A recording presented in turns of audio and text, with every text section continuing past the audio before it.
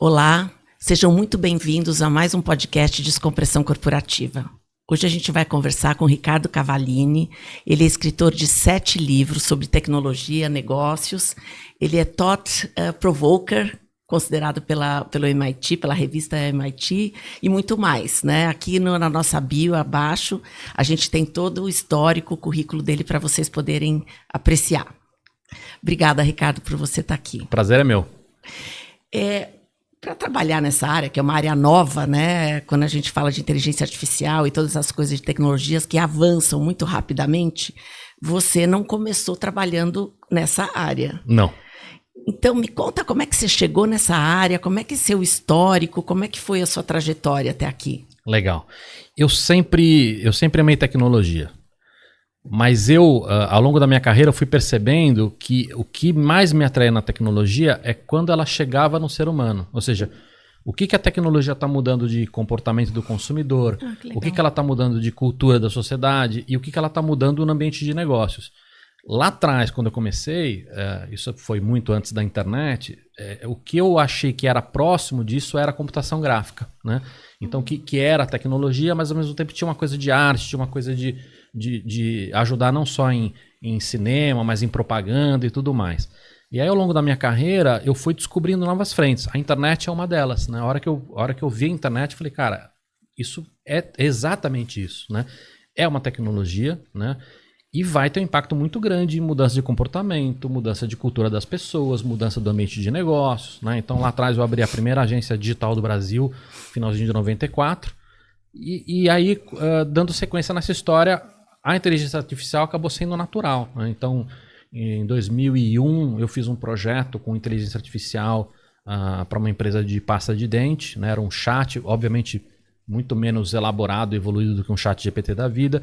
Em 2006, para uma marca de cerveja, né? E, naturalmente, isso foi entrando na minha vida. Então, essas tecnologias, elas acabam entrando muito na minha vida profissional porque elas têm um impacto muito grande nessa mudança na vida das pessoas, né?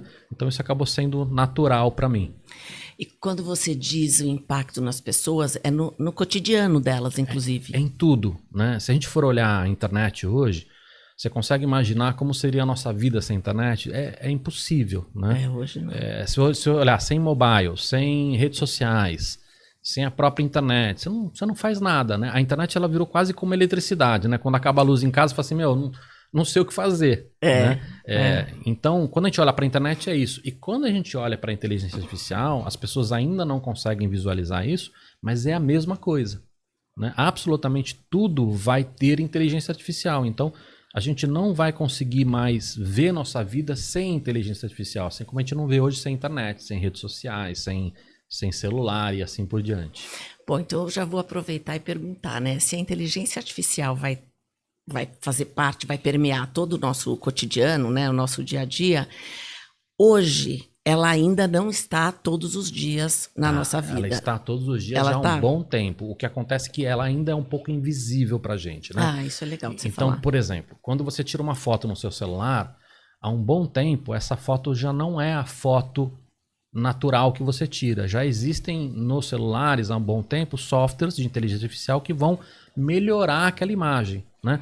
Deixa eu melhorar aqui, juntar essas duas imagens para pegar e fazer uma imagem melhor, para acertar um foco, para acertar uma luz, enfim, para acertar de repente uma tremedeira. Então você já usa isso. Quando você faz compra numa Amazon da vida, né, ou sei lá, em tantas outras empresas, elas já usam inteligência artificial há um bom tempo.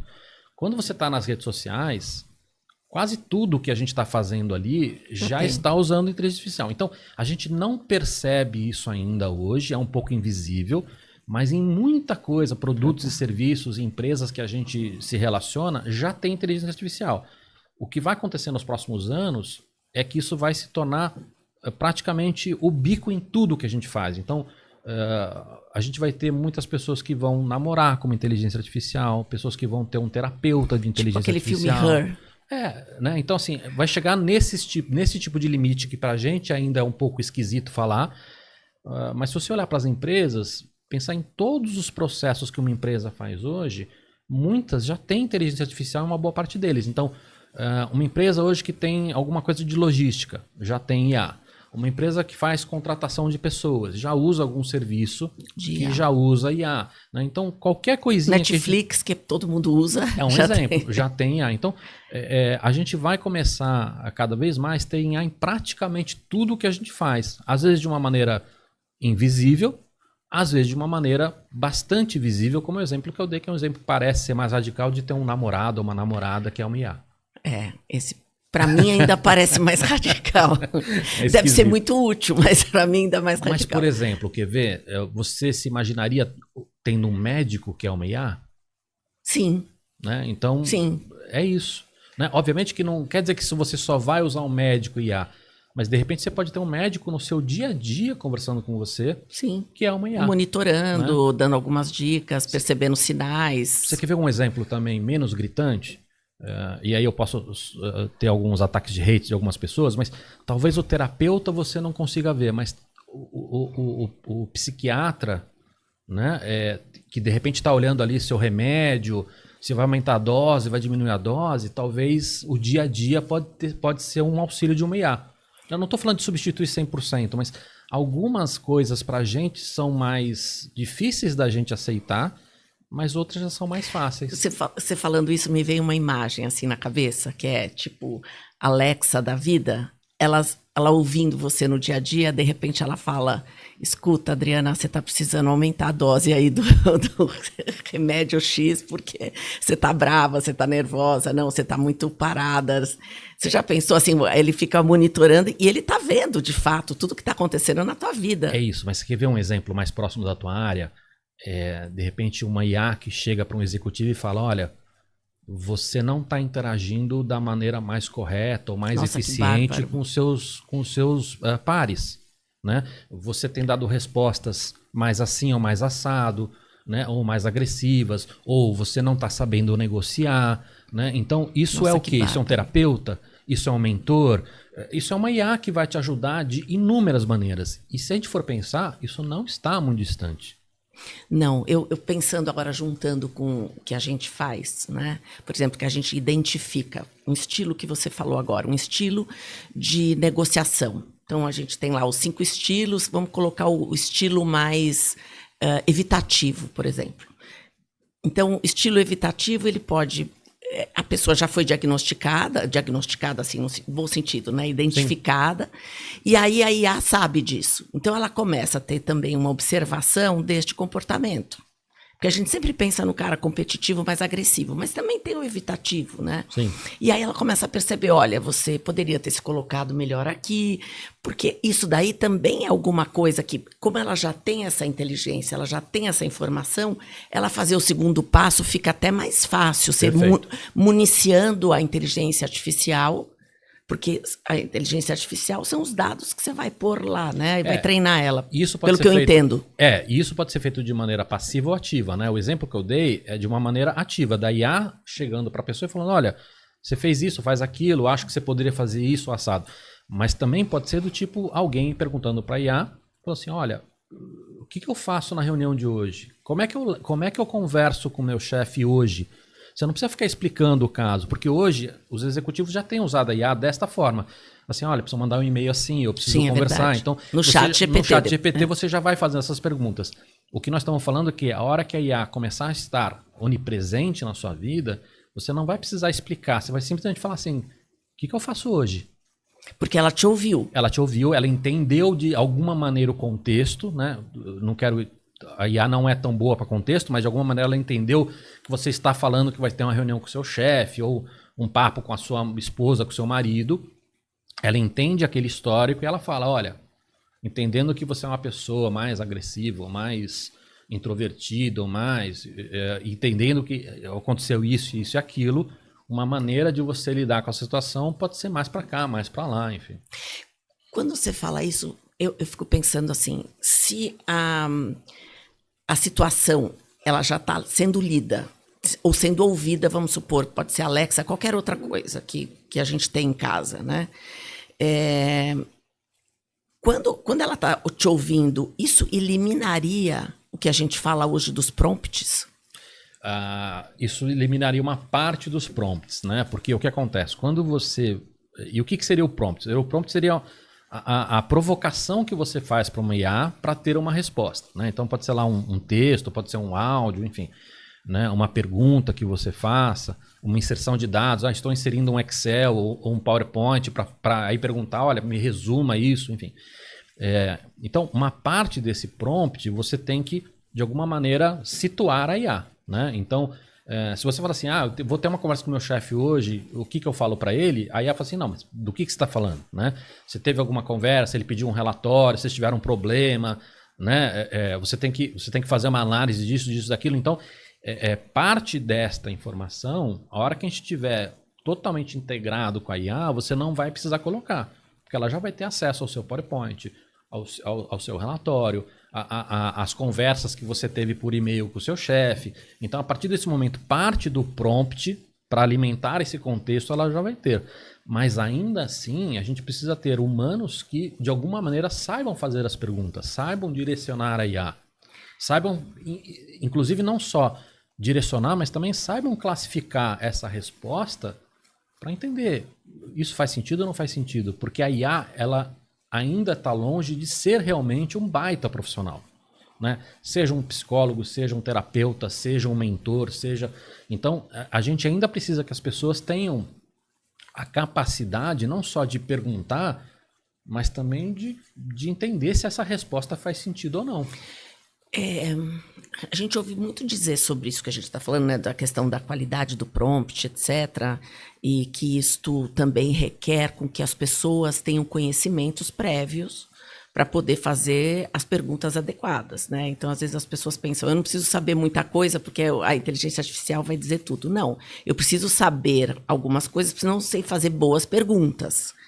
Se você pudesse falar um pouquinho sobre isso. Eu acho que são não só boas perguntas, mas também analisar as respostas, porque no momento que a gente está hoje, e algumas dessas questões não serão resolvidas, o que a IA te responde nem sempre é perfeito. Perfeito. Muito longe disso. Verdade. Em alguns casos, não só não é perfeito, mas pode ser o que eles chamam, que eu não gosto da expressão, porque eu acho que é uma expressão que remete a uma característica humana, o que eles falam de alucinação, que é basicamente a IA respondendo algo para você que não faz nenhum sentido. Certo. Né? Então, você precisa não só saber fazer a pergunta, mas também analisar se aquilo que está sendo trazido para você faz sentido, se está correto. Muitas vezes você tem que checar se essa informação é verdadeira ou não. Sim. Né? Então, isso é necessário. E onde que está... E também ter um conhecimento para poder entender se aquilo faz sentido. Exato. E aonde que está o maior risco dessa história? Não está no presente. Não está em pessoas que já trabalham com isso, já têm um conhecimento e estão usando a IA para, de alguma maneira, aumentar a qualidade ou diminuir né, o tempo de entrega, alguma coisa assim. Pense no longo prazo. Pense em profissionais que ainda não são bons no que fazem. Ainda tem muito a evoluir. Se durante a carreira dessa pessoa a IA entrega tudo pronto para ele, ele não tem a curva de aprendizado. Verdade. Como é que você aprende hoje? Você aprende fazendo, você aprende errando, você aprende quando alguém mais sênior vai falar para você, olha, isso aqui tá bom, não tá bom, isso aqui precisa melhorar. Então, se você não passa por esse processo, você não vai conseguir olhar o que a IA está te entregando e ter esse critério de falar, putz, isso aqui tá bom, não tá bom, isso aqui pode melhorar um pouco, isso aqui não faz sentido. Né? Então, quando a gente fala de curto prazo, a gente continua falando para as pessoas, olha, é importante você ter conhecimento, é importante você buscar conhecimento, se manter em dia e tudo mais. Quando a gente fala de longo prazo, a gente passa a ter um problema mais grave, porque o natural do dia a dia na vida do executivo, que não tem tempo para nada, vai ser usar a IA cada vez mais. Sem dúvida. Agora, quando a gente olha para as próximas gerações que já vão entrar usando a IA, a gente passa a ter outras preocupações. Como é que essas pessoas vão aprender? Porque se elas perderem essa curva de aprendizado, como é que elas vão validar o que uma IA está entregando para elas? Exatamente. Essa era a minha preocupação quando eu fiz essa pergunta, porque se a pessoa não tem um conhecimento prévio, ela nem sabe avaliar a qualidade daquilo que está acontecendo. Por exemplo, quando eu uso para fazer algum trabalho, e na verdade ela está facilitando o meu tempo de escrita. Sim. Outras coisas também, mas principalmente isso. No meu caso, assim, às vezes quando eu uso. E aí eu pergunto para ela, e aí eu falo, não, isso daqui não tem nada a ver, não é o que eu quero falar, não está correto. E aí eu faço outras perguntas que eu vou ajustando o texto original, até ele virar alguma coisa que eu acho que é decente. Perfeito. Mas para isso, eu tenho um conhecimento que eu sei que aquilo não é a melhor forma. É isso. Então, se eu não tenho esse conhecimento prévio, como é que eu vou conseguir fazer esses ajustes? Vai sair qualquer coisa. Pois é, esse é o ponto. E é obviamente que a gente tem cenários e cenários, né? Então, vou dar um exemplo aqui hipotético. Eu sou um empresário, eu tenho uma pequena empresa, eu vou lançar um produto e eu preciso fazer um press release desse produto. E eu não tenho dinheiro para contratar, de repente, um bom jornalista para fazer isso. O que a IA vai me entregar vai ser algo muito melhor do que eu teria sem a IA. Certo. Então, nesse aspecto, esse problema que você está trazendo para mim não é tão grave, né? Obviamente, se eu tenho bom senso, eu consigo olhar ali e ler, por mais que eu não tenha experiência com press release, de repente falo assim, não, mas isso que ela escreveu aqui está errado, alguma coisa assim, mas eu não vou ter como avaliar a qualidade daquele press release, mas ainda assim, muito provavelmente ele vai estar melhor do que eu faria se eu sou um pequeno empresário que não tem nenhum conhecimento dessa área. Perfeito. Então você tem situações onde a IA vai ser muito útil para muitas pessoas e muitas empresas. Uhum. Agora, quando a gente está falando de alta liderança, quando a gente está falando de produtividade, estamos falando de empresas que querem estar realmente no cutting edge, sabe, na ponta, aí esse problema que você traz, ele passa a ser muito grave, porque se eu não tenho pessoas que vão saber avaliar o que essa IA está me trazendo, na prática eu não estou aumentando a minha qualidade, eu estou diminuindo a minha qualidade. Sim. Né? E isso causa um segundo problema, que é, a partir do momento que eu pego empresas que não tinham acesso a bons profissionais e aumenta a qualidade, e as grandes empresas, as boas empresas que têm acesso a isso vão diminuir a qualidade, você passa a ter uma mediocrização dessa entrega. Verdade. E não é só uma mediocrização, mas é também a morte do diferencial. Olha. Então você começa a ter consequências no longo prazo que são muito ruins para alguns perfis de empresa e que são problemas, Adriana, que são muito difíceis de serem endereçados na vida e na mecânica empresarial. Porque hoje a mecânica empresarial, ela olha muito curto prazo, ela olha muito corte de custos. Verdade. E que é uma coisa boa, não estou dizendo que é um vilão, não, mas sim, é uma a partir do momento que necessidade. você tem uma pressão muito grande, você não tem tempo, as equipes estão sempre enxutas, você está sempre uma pressão muito grande para cortar custos, vai ser muito difícil você lutar contra essa mediocrização. Né? Sim. Juniorização, inclusive, de alguns profissionais que a gente vê isso acontecendo direto, que são mais baratos. Né? É isso. Mas você falou um ponto que eu achei tão bacana, que é, quer dizer, várias coisas você falou bacana, mas essa daqui me prendeu muito, que é a questão de a pessoa não desenvolver e não treinar o cérebro para aprendizado mesmo, né? Uhum. Continuar se educando. E isto é que nem músculo, né? Se você não usa, ele atrofia. E a questão do cérebro vai entrando coisas empobrecidas, vai saindo mais empobrecido. Como que você acha, por exemplo, que seria pela educação que a gente poderia fazer para... Porque eu acho que isso que a gente está falando aqui não é assim uma coisa que é impossível de acontecer, não, é bem possível de acontecer. Ela é bem possível de acontecer e a gente vê já em um grau menor e já está acontecendo, né? Porque uma boa parte dos executivos já estão acessando essas ferramentas, né?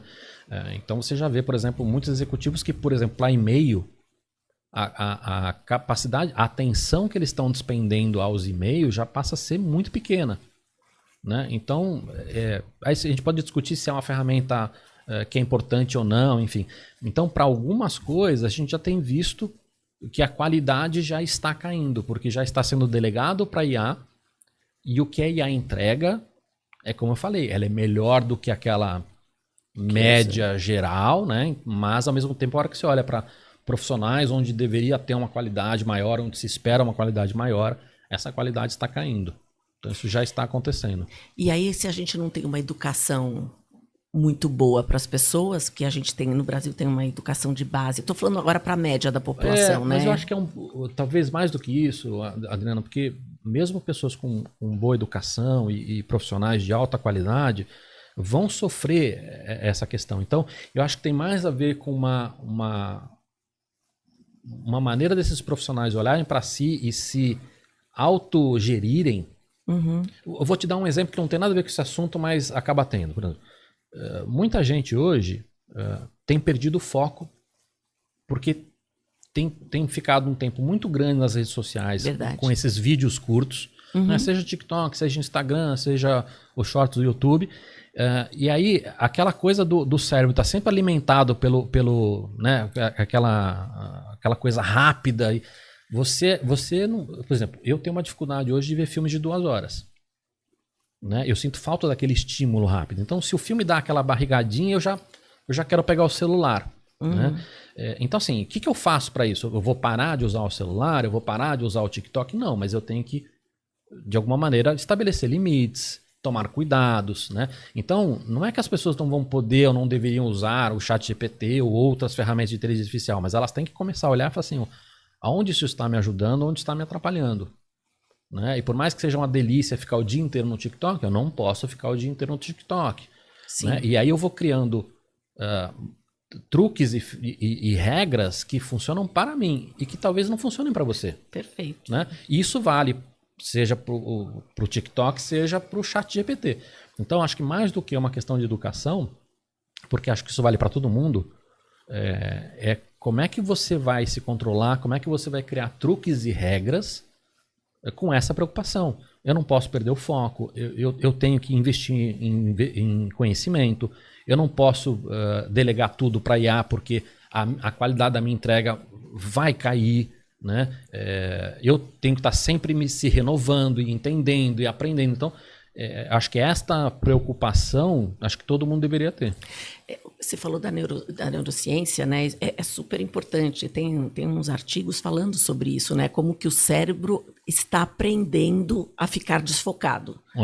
Porque como ele tem muitos estímulos, ele acaba não conseguindo depois ter foco. Então, você precisa fazer meditação, aquelas coisas assim. Eu, por exemplo, para mim, eu coloquei 30 minutos, ele apita. É isso. Eu acho que cada pessoa tem que entender o que faz sentido para ela. Eu faço muito uma analogia com exercício físico. Né? Ninguém em sã consciência chega assim, Adriana, eu acho que você tem que fazer mais exercício físico. Então, eu acho que você tem que acordar às 5 da manhã. Será que funciona para você acordar às 5 da manhã? Não. Não. Pois é. Então, ninguém faz essa afirmação, porque as pessoas entendem que as pessoas são diferentes. Então, de repente, você gosta de acordar às 5 da manhã, você gosta de esporte coletivo, eu não, você gosta de ter um personal ou não. As pessoas entendem que para fazer um exercício físico, seja para a saúde, seja para melhorar, não importa, você tem que entender o que se encaixa na sua vida e o que faz sentido para você. Então, é a mesma coisa quando a gente está falando, seja de redes sociais, seja de IA. Né? O que faz sentido para você? Você fala assim, eu boto um alarme. De repente, para mim, eu falo, não, eu não boto, mas quando eu vou no livro, eu deixo o meu celular longe. Eu criei uma regra que, sei lá, de noite eu não uso, ou no almoço eu não uso, ou eu vou usar X minutos, ou eu vou colocar um limite no meu celular, enfim. Cada pessoa tem que entender o que vai fazer sentido para ela de regras e limitações para que ela consiga evitar um pouco os males que traz e, ao mesmo tempo, saber usar as coisas boas que isso traz. Você que é bem antenado aí com as coisas aqui do Brasil, de fora, que você também dá aula na Singularity University, etc. Quais que são as tendências de uso da IA nos processos dia a dia de rotina corporativo, tipo em alguns sistemas, eu não sei se uma Microsoft da vida está criando coisas com a IA para melhorar o dia a dia, eu já ouvi dizer que sim, inclusive ligando com o Microsoft 365 também melhorado, mas o que mais que tem? Legal, acho que tem duas coisas quando a gente fala de um executivo, né?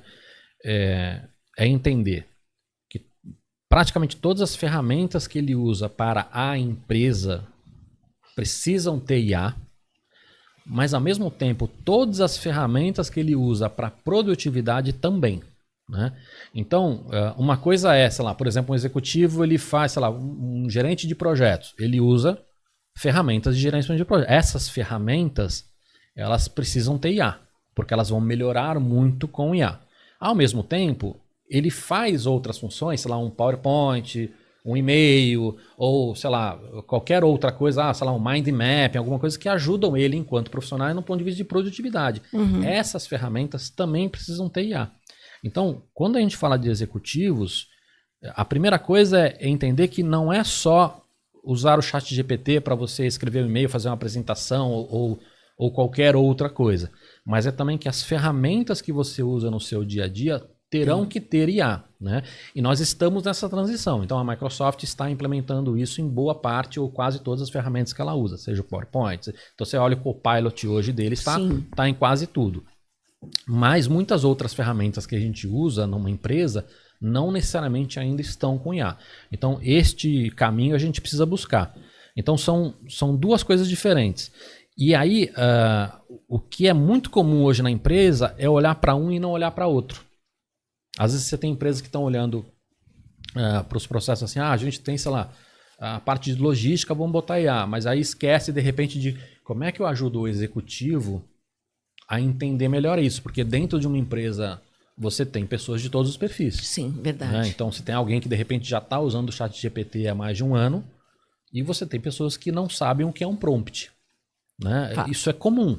Né? Então essa empresa ela tem que olhar para essas duas frentes e o executivo a mesma coisa. Como é que eu boto a IA no meu dia a dia para melhorar a minha produtividade, melhorar a minha entrega e tudo mais, mas ao mesmo tempo as ferramentas corporativas que eu uso, como é que eu faço isso? E aí a gente tem que ter alguns cuidados, porque nesse processo e com a questão de glamorização de IA e tudo mais, muita gente acabou se lambuzando com melado, né? Então, para dar um exemplo, processos de contratação, eu acho que tem muitos processos de contratação com IA que não estão sendo eficientes, né? Ou que têm problemas graves, né? Então, a gente tem que tomar um cuidado também de entender o quanto se usa, para que usa, como é que usa. E nesse processo, parte muito relevante é entender como a IA funciona. Então, se você também tem uma questão de conhecimento, não vou dizer técnico, né? Porque as pessoas falam assim, eu não sou de tecnologia, mas é um conhecimento de entender como a tecnologia funciona para você alinhar expectativas, para você entender quais os riscos, para você entender quais as possibilidades, né? Qual seria o kit básico de tecnologia que um profissional deveria aprender? Olha, é muito difícil dizer isso, né? Porque depende muito de quem está perguntando. Eu acabo falando hoje com muitas autoridades. Você está falando por exemplo, de um aluno de escola pública, a gente às vezes tem algumas preocupações básicas de entendimento de microinformática, que é um termo que a gente nem usa mais. Né? Você tem uma boa parte da população brasileira que nunca usou um computador. Né? Não tem internet, às vezes. Uma parte pequena não tem acesso à internet. Então depende muito de quem está perguntando. Mas quando a gente fala de um executivo hoje que tem acesso à informação, que não precisamos mais falar de você já sabe usar o Windows, sabe usar o Mac, enfim, né, já sabe usar um mobile muito bem, eu acho que uma boa entrada para quem se sente que está um pouco atrasado é como é que eu uso essas ferramentas que a gente chama de inteligência artificial generativa, como o chat GPT, né, como o Copilot, como o Gemini do Google. Cada uma dessas empresas tem uma solução. Mas como é que eu uso esses caras no meu dia a dia, né? Então, seja o ChatGPT ou qualquer concorrente dele, como é que você começa a inserir esse cara no seu dia a dia para começar a entender o que esse cara faz que é legal, o que ele faz que não é legal, quais os riscos, quais as possibilidades. Então, eu acho que o primeiro passo seria esse. O segundo passo aí é começar a olhar dentro do seu universo de empresa, entender não só o que você pode melhorar com a IA, né? Então o que eu posso fazer mais rápido, o que eu posso fazer mais barato e assim por diante, mas uma coisa que eu acho que todo mundo acaba não olhando é o que eu posso fazer hoje com essas ferramentas que eu não poderia fazer ontem. Né? Então é um olhar um pouco diferente que a maior parte das empresas acaba ignorando, porque o mais comum é como é que eu reduzo o custo. Né? Ou como é que eu melhoro a eficiência do que eu estou entregando. É super importante.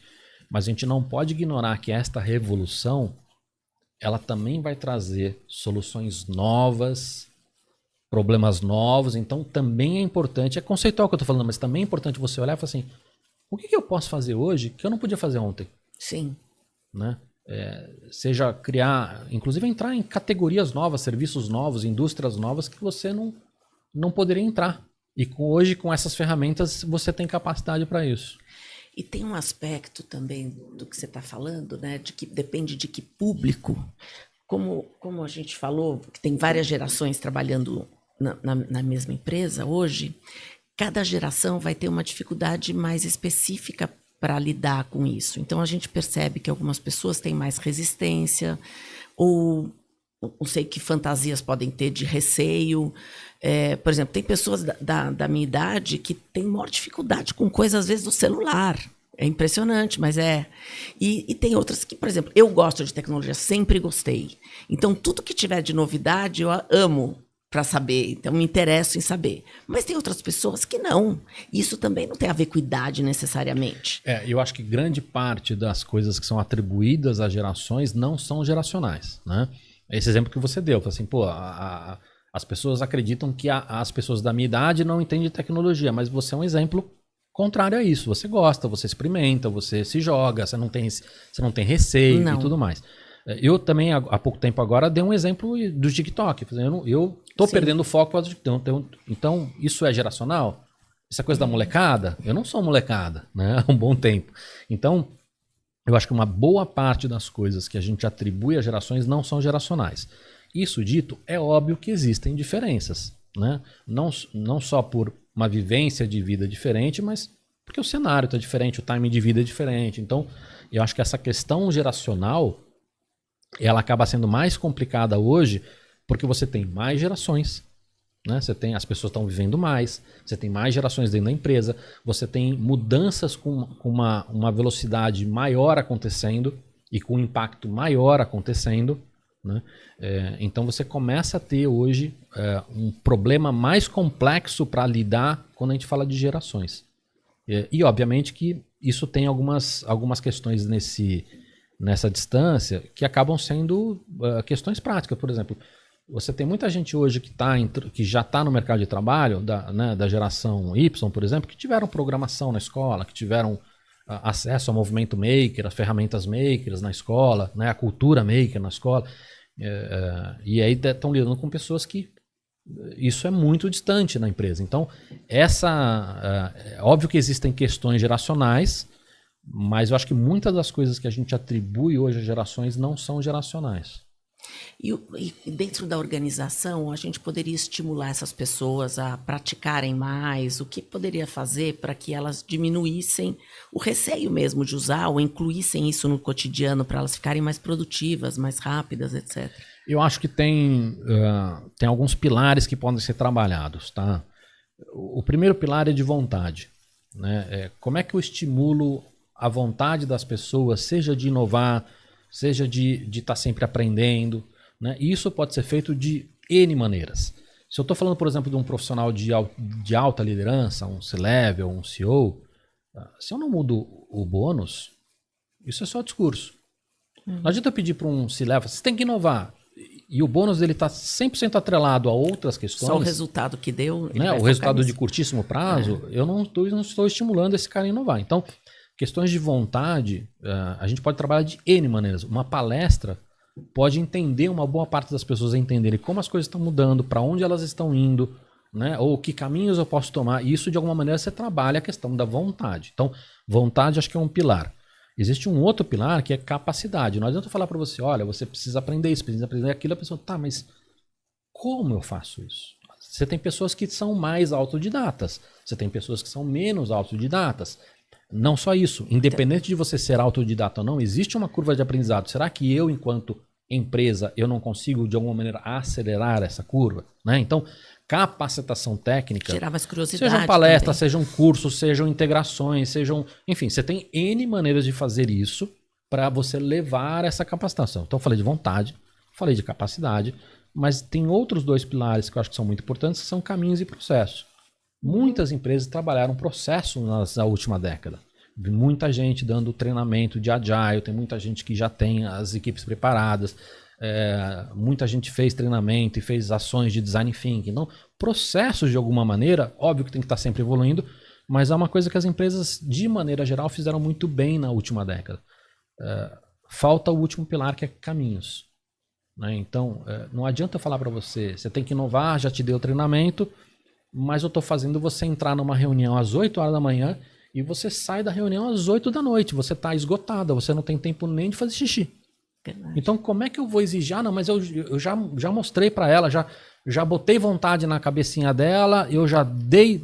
Não, mas não adianta. Né? Então, você precisa de caminhos.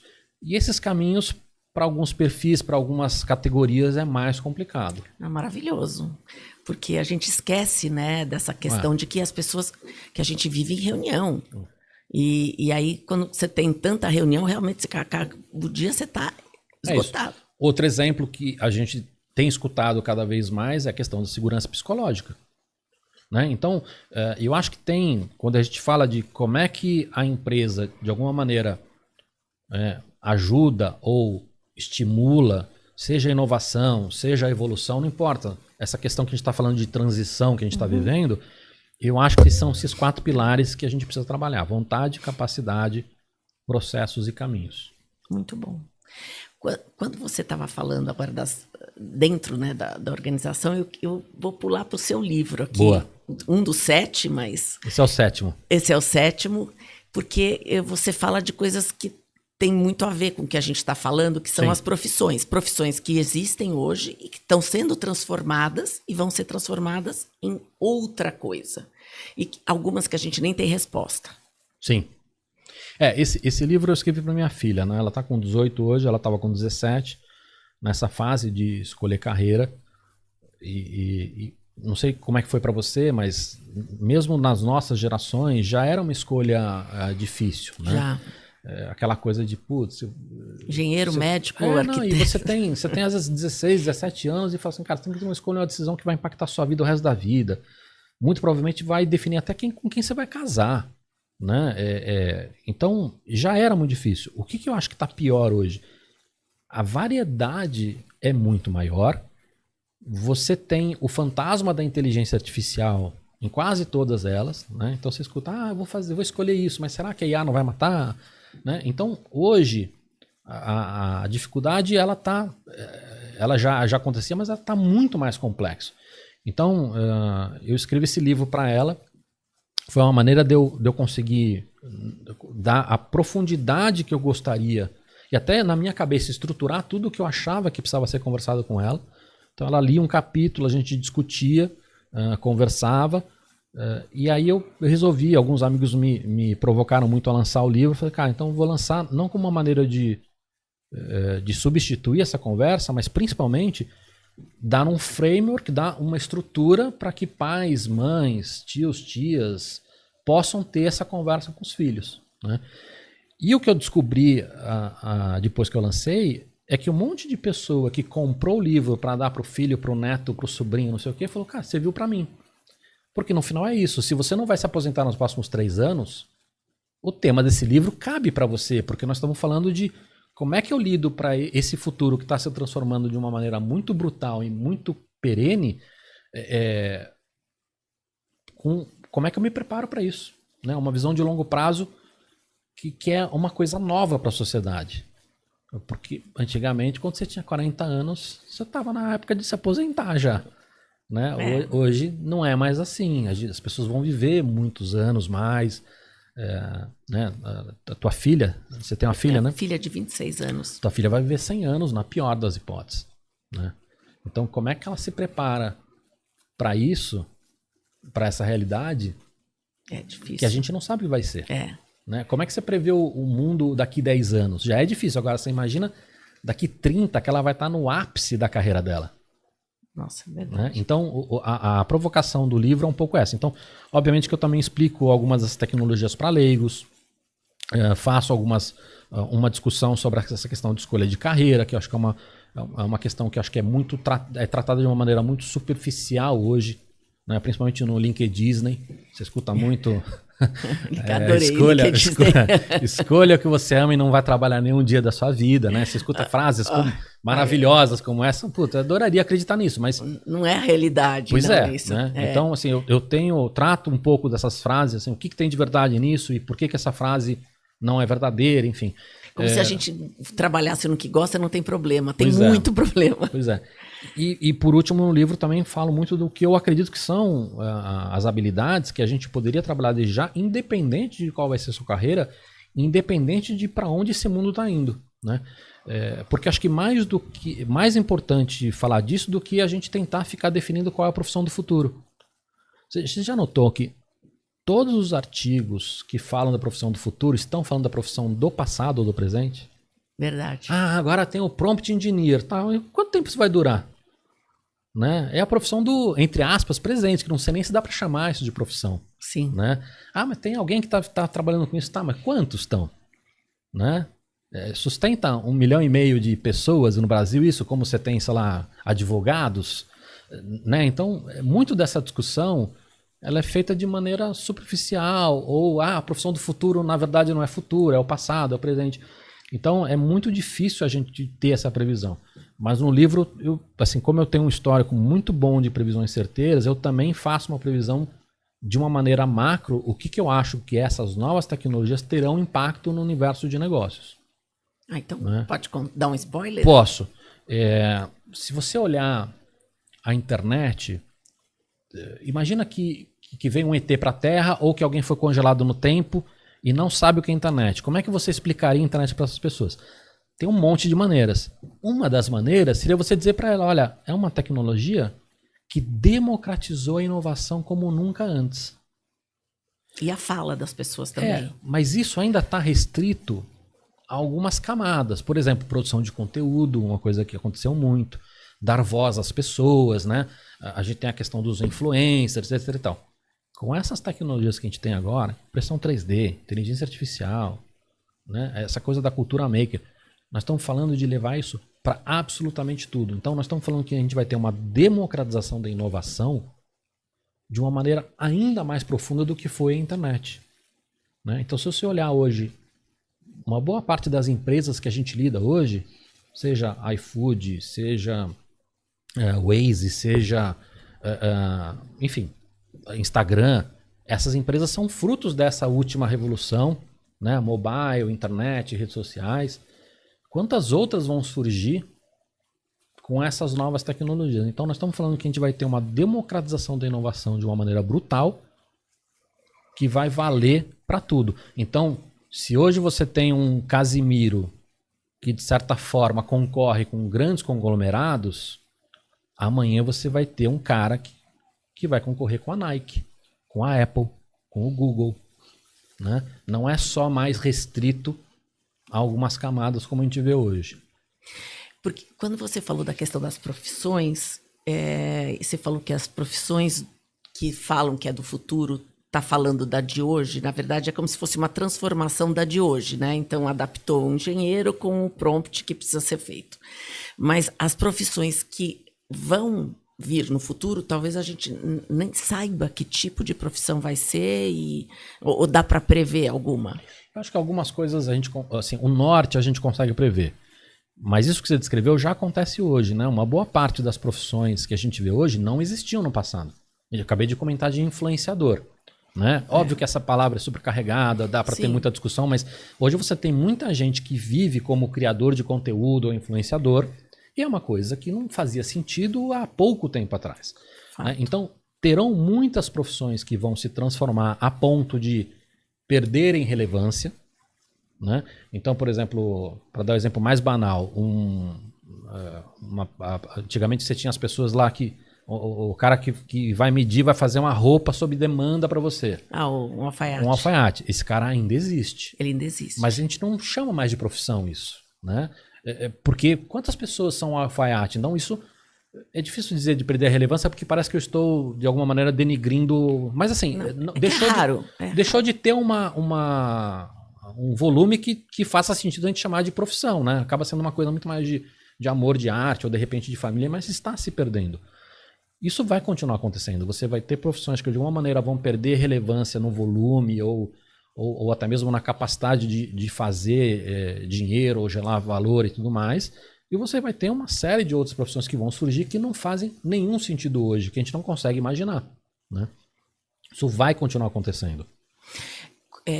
Você falou do alfaiate, claro, a gente tem inúmeras. Por exemplo, a minha mesmo, de psicologia, eu achava que nunca a tecnologia ia entrar. Não, sempre vai precisar ter uma conversa do ser humano. Não que não vá precisar, vai.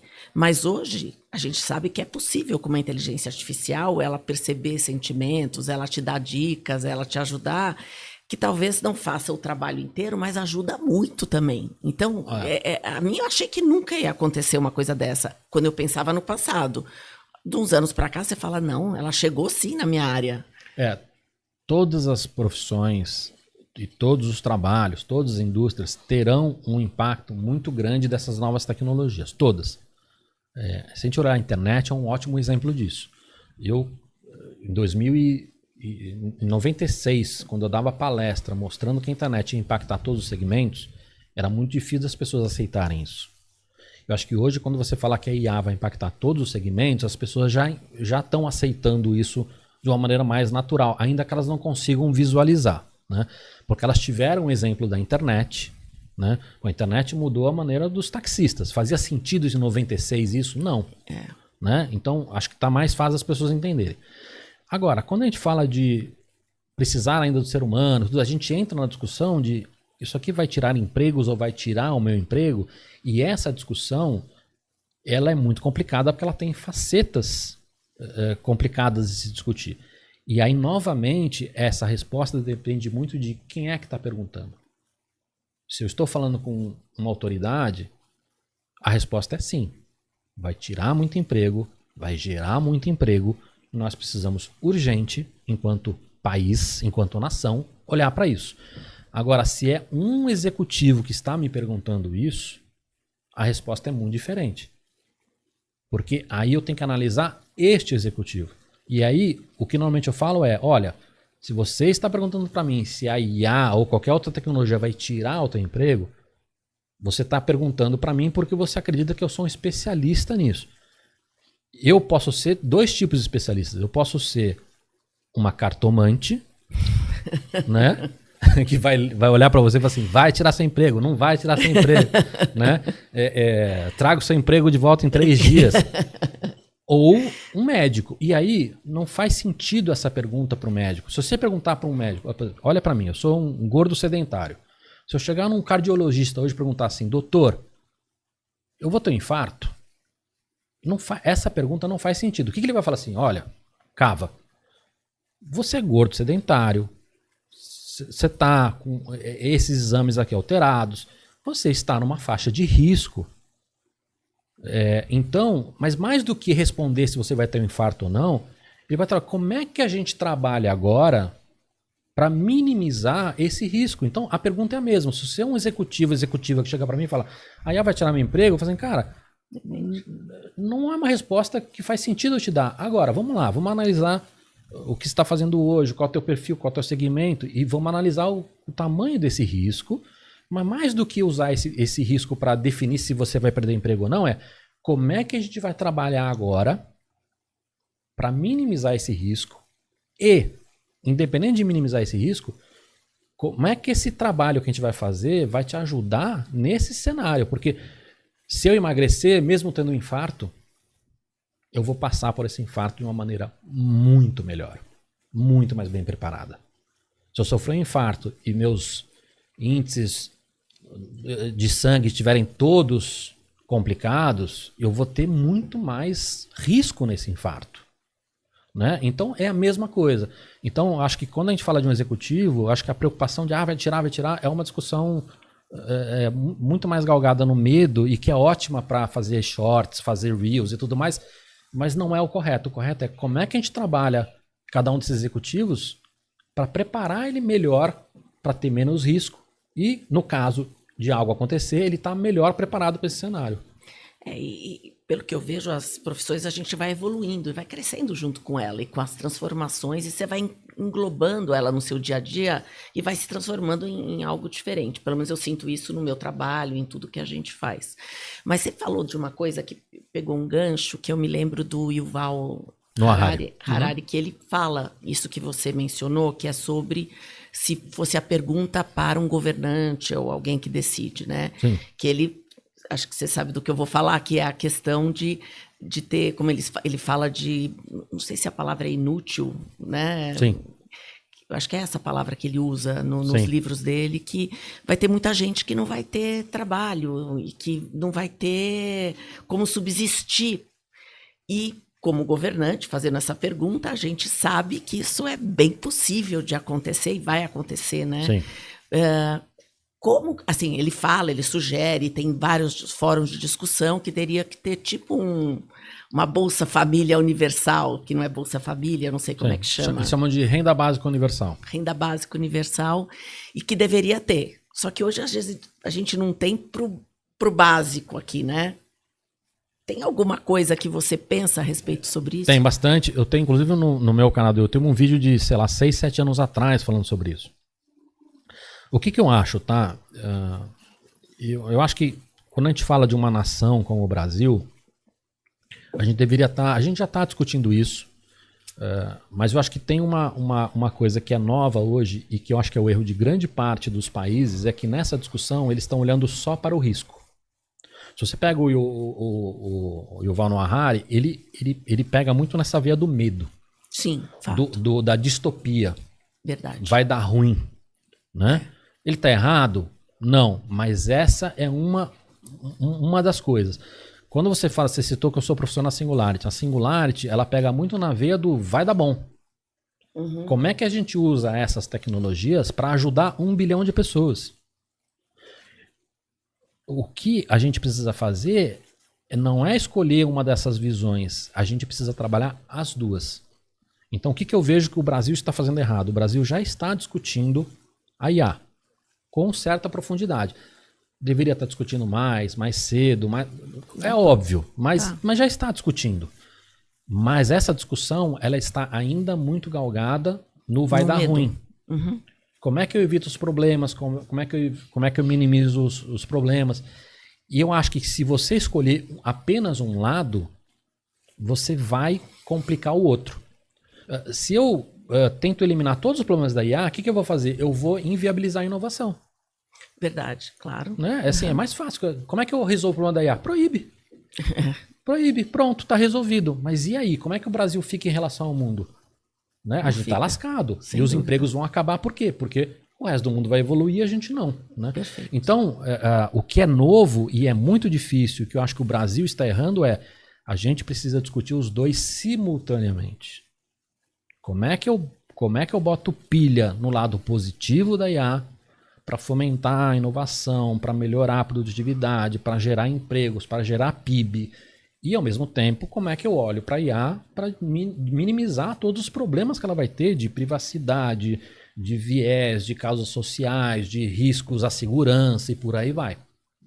Então, a gente tem que olhar para os dois lados. Eu gosto muito dessa possibilidade de olhar, porque a gente não tem como parar um progresso que vem. Não tem. Não tem como. Então, você tem que incorporar ele nas políticas públicas e ajudar para que as pessoas tenham acesso a isso. Porque senão você vai criar uma separação ainda maior de classe. Sim, a desigualdade vai aumentar. Exatamente isso. Ela vai aumentar e isso vale quando a gente fala de população brasileira, mas isso vale também quando eu estou falando dos maiores empresários do Brasil. Sem dúvida. Esse cara também, a desigualdade dele para as outras concorrentes que ele tem ao redor do mundo também vão aumentar. A gente viu isso com a internet. A gente tem visto hoje várias indústrias no Brasil com dificuldades tremendas. Óbvio que você tem questões, carga tributária, óbvio que tem tudo isso. Mas uma boa parte da dificuldade que esses caras estão sentindo é porque eles não conseguiram, por culpa dele, por culpa do cenário, porque, enfim, né? Não conseguiram evoluir na velocidade que outros concorrentes conseguiram. E até porque o dinheiro aqui é muito caro, né? É um dos problemas. Mas esse é o ponto, não é o único. Você tem um monte de questões de tributação, de crédito, tem um monte de problema. Educação. Mas Um deles é que nós não evoluímos na velocidade que deveria ter evoluído. Você quer ver um baita exemplo disso? Quantas empresas que você viu que na época da pandemia tiveram que se reinventar para conseguir colocar uma loja online, para conseguir botar um cara em casa trabalhando. Gente, o quanto atrasado a gente está. Sim. Nós estamos falando desses caras entenderem e usarem a internet. É verdade, é verdade. Né? Que entrou no Brasil de forma comercial em 95. É verdade. Então quanto essas empresas estavam atrasadas? Né? Não, eu lembro na pandemia que a gente fazia muita, né? Quer dizer, eu vivo hoje, eu trabalho de home, eu mudei minha vida, hoje eu trabalho de home office. Mas naquela época eu me lembro que a gente tinha que fazer umas lives e tal, e a gente tinha que fazer um pré-trabalho de bastidor com as pessoas para elas aprenderem a entrar para poder fazer a live com a gente. A gente investia mesmo um tempo.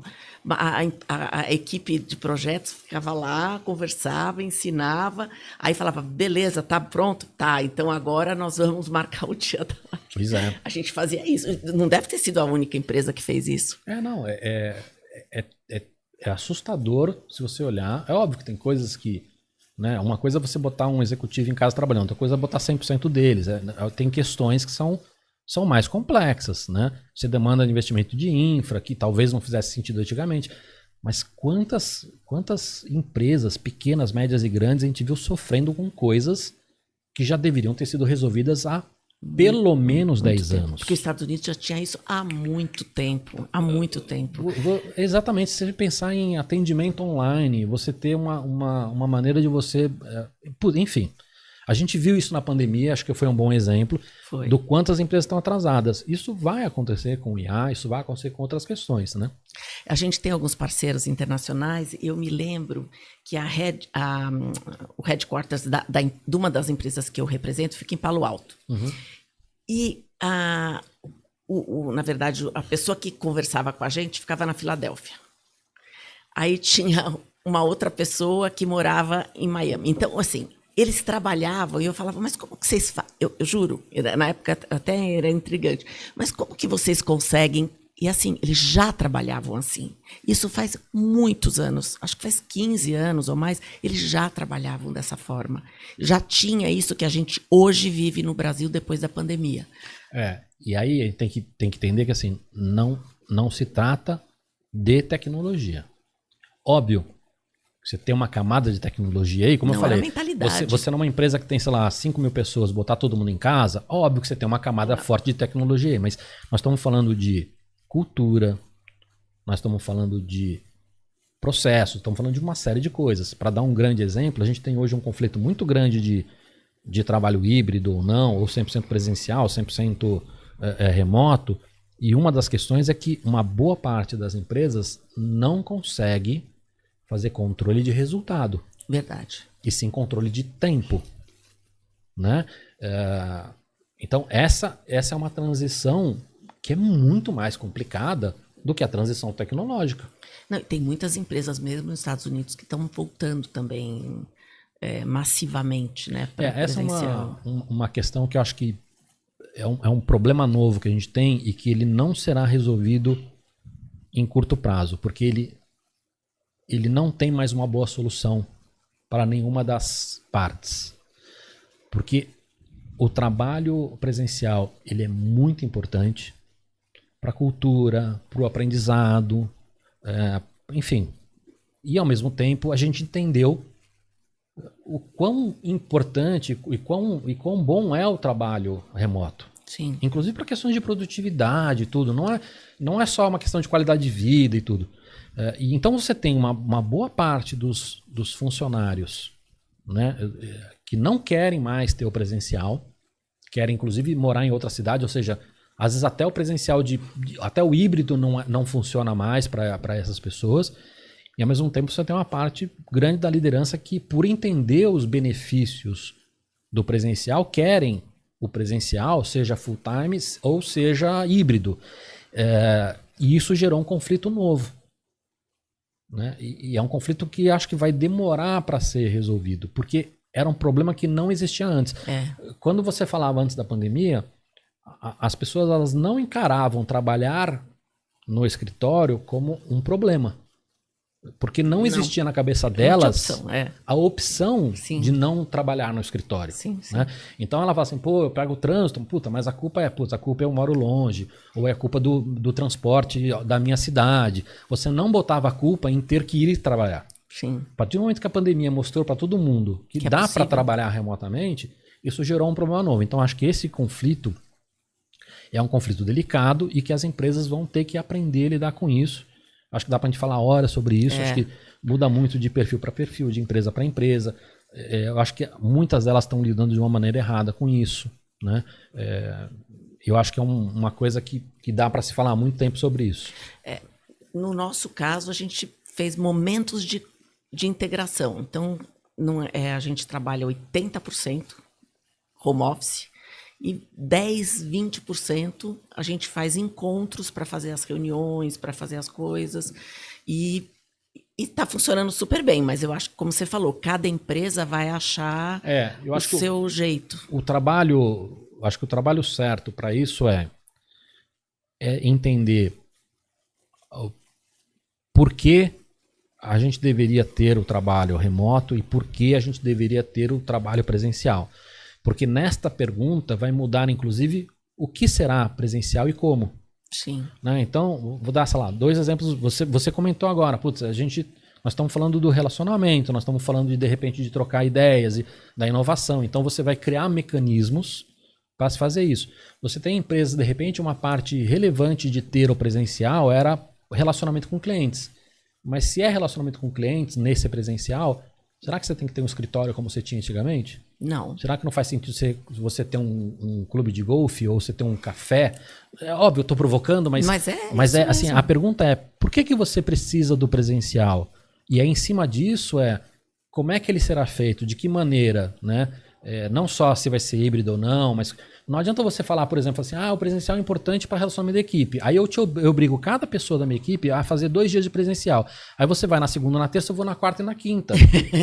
Tô nada. Assim, pô, não faz sentido. Você está me obrigando a ir lá para me relacionar com tem que ter o dia que com todo meus mundo pares vai. e não tá junto. Então, por quê? Né? Por qual motivo você está fazendo isso? E aí tem muitas camadas nessa história que você vai ter que levar em conta. Empresas hoje que já entenderam que precisam ter muita gente de tecnologia, esses caras hoje estão num equilíbrio diferente. O de tecnologia é um que não quer ir para o escritório mesmo. E aí você vai pegar profissionais mais medíocres que aceitem o presencial porque não conseguiram emprego nas empresas que permitiram remoto, você entende? Então, você tem outros pesos e medidas aí nesse relacionamento que são camadas diferentes dessa decisão. Né? Então, é um problema novo, não será resolvido em curto prazo, mas eu acho que as empresas estão lidando de uma maneira sem pensar nisso, sabe? Uma coisa muito de cultura de controle e comando. Tipo, não está dando certo aqui, vamos voltar para o passado, né? Talvez tenha um terceiro lugar. É isso. É isso. Bom, a gente já está aqui, passou rápido, uma delícia falar com você. Obrigado, você tem muito conteúdo, também. Então a coisa flui, é muito, muito gostoso mesmo. Muito obrigada. Eu que agradeço. Não sei se você quer dar algum último recado, assim, porque como o nosso público é um público mais empresarial, se você quer dar alguma mensagem final. Assim, parece clichê que eu vou falar, mas, gente, eu encontro muita gente com essa angústia, porque como as coisas... É muita informação, é muita tecnologia, muita coisa nova. A angústia é natural, né? De gente que está sentindo que está ficando para trás. Então, eu quero dizer para as pessoas assim, gente, não é uma corrida de 100 metros, é uma maratona. Mais relevante é você estar sempre tentando fazer essa evolução, adquirir conhecimento e tudo mais. Então, não adianta você surtar e falar, eu perdi esse bonde e travar e parar. Né? Vai no tempo que você conseguir e vai tentando acelerar e vai tentando começar. Algumas coisas vão ser mais difíceis no começo, algumas outras. Lembra sempre da analogia que eu fiz com o exercício físico. Sim. Né? Você está há 30 anos sedentário, você vai começar numa maratona? Não, ao mesmo tempo, se você ficar num pouquinho ali, né? Então, em algum momento você vai ter que ir dando umas aceleradas. Então, eu acho que o recado é esse, assim, não surta. não trava. Tenta conseguir entender o que essas mudanças também vão trazer de positivo para você. Mas entenda o seguinte, ainda que a tua empresa atual não esteja te dando subsídios ou ajuda para você fazer esta evolução, essa transformação, isso é muito importante para a tua carreira. Sim. Né? Então, eu acho que hoje nós vivemos, em uma boa parte das empresas, uma situação de ganha-ganha. Muitas empresas entenderam a importância de inovação e os profissionais estão entendendo a importância para a carreira deles. Isso gera um ganha-ganha. Isso é novo. Inovação há pouco tempo atrás era discurso só. Né? Hoje não é mais. Então, eu acho que independente, se você está numa empresa que não está te ajudando isso não deixaria também, eu não ficaria confortável nesse cenário. Tente fazer, tente. Eu sei que é difícil, é uma briga em algumas empresas, mas tente, né? Tente ser essa pessoa de tentar fazer essa evolução, seja dentro, seja fora, porque isso é muito importante também para a sua carreira. Com certeza. Para a carreira da pessoa, ela tem que fazer os objetivos e ela não parar nunca, porque a gente não pode parar de estudar nunca. Isso vale para o trainee, isso vale para o CEO. Vale a gente tem muitas pesquisas desses últimos anos que mostraram uma quantidade enorme de CEOs que perderam o cargo porque não se adaptaram ao digital. Estamos falando de internet, estamos falando de rede social, estamos falando de mobile, estamos falando das tecnologias antigas, cujo efeito, obviamente, a gente sente hoje. Isso vai acontecer também com IA, também com impressão 3D, também com outras tecnologias que estão surgindo aí. Então, vale para o trainee que está começando sua carreira hoje, né, o menor aprendiz, vale para o CEO. E eu vejo que, assim, só para finalizar, assim, antes a pessoa tinha uma especialidade e ela só estudava naquela especialidade. Então, ela ficava ali. Hoje, não. Você tem que estudar outras coisas. Você tem que estudar de tecnologia, você tem que estudar de inteligência artificial, você tem que estudar de outros aspectos, porque todos eles estão muito interligados com o que a gente faz. E não é só o ponto de tecnicidade que todo mundo tinha aquela linha e só ficava ali. Não é mais assim. Essa é a má notícia. O mundo está mais complexo. Você quer ver um exemplo que tem a ver com isso, mas não é necessariamente um aprendizado? Saúde mental. Não é que antigamente a gente não precisava se preocupar com isso, mas hoje a gente entende. Sim. Né? Antigamente a gente não sabia da importância disso. Hoje a gente entende. Então não é só o conhecimento de tecnologia, é também saúde mental, é também...